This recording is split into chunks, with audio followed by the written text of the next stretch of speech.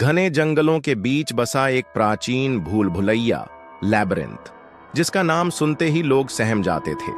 कहते हैं कि इस भूल भुलैया में जो भी गया वो कभी वापस नहीं लौटा। राजा चंद्रसेन ने इसे अपनी रानी की याद में बनवाया था, लेकिन कहते हैं कि यह रानी के खून से सना हुआ है।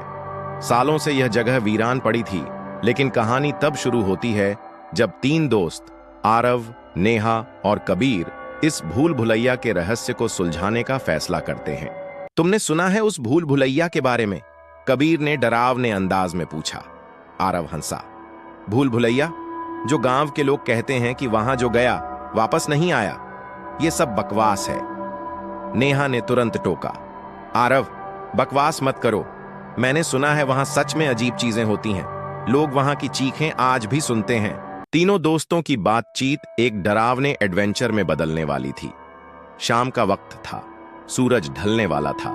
तीनों दोस्त जंगल की पगडंडियों पर चलते चलते भूल भुलैया के दरवाजे तक पहुंच गए। दरवाजा देखकर नेहा कांप गई।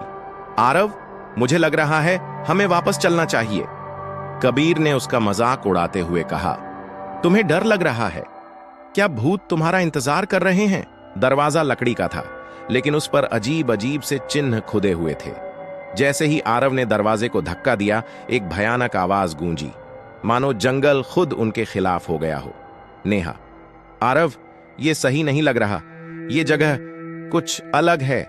आरव ने टॉर्च जलाते हुए जवाब दिया, सिर्फ एक पुरानी जगह है, चलो देखते हैं। भूल भुलैया के अंदर कदम रखते ही ऐसा लगा जैसे दीवारें जिंदा हों।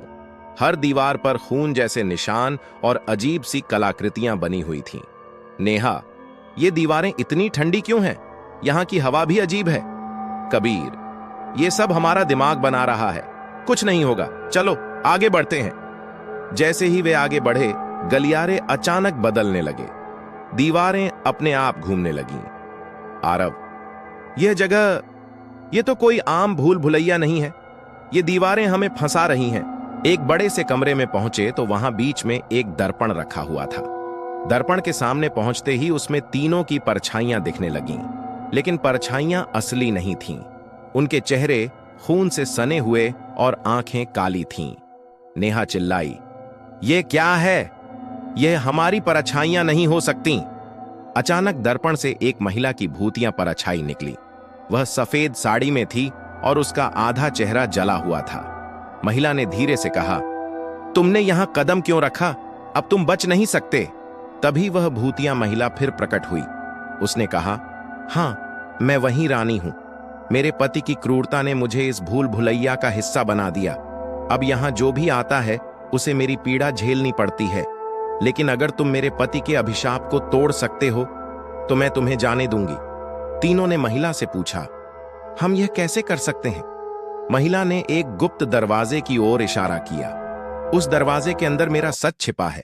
अगर तुमने उसे जान लिया तो यह भूल भुलैया खत्म हो जाएगी। दरवाजा खोलते ही एक भयानक सीन सामने था।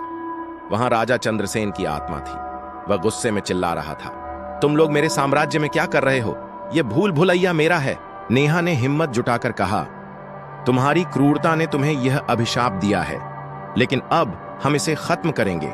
आरव और कबीर ने रानी की मदद से राजा के अभिशाप को तोड़ने का मंत्र पढ़ा।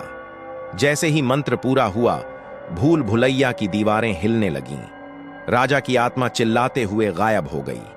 रानी की आत्मा शांत हो गई और उसने कहा, तुम्हारे सच और साहस ने मुझे मुक्त कर दिया। अब तुम जा सकते हो। तीनों ने बाहर निकलकर राहत की सांस ली। नेहा ने कहा, यह सच में भगवान का चमत्कार है। आरव ने मुस्कुराते हुए कहा, यह हमारी सच्चाई और हिम्मत का नतीजा है। यह कहानी बताती है कि हर आत्मा को न्याय चाहिए। भले ही वह दुनिया से गुजर चुकी हो, लेकिन सच्चे दिल से माफी और प्रार्थना उसे शांति दे सकती है। क्या यह सच्चाई थी या महज एक कहानी? आप क्या सोचते हैं? इसे जानने के लिए देखिए हमारी पूरी कहानी।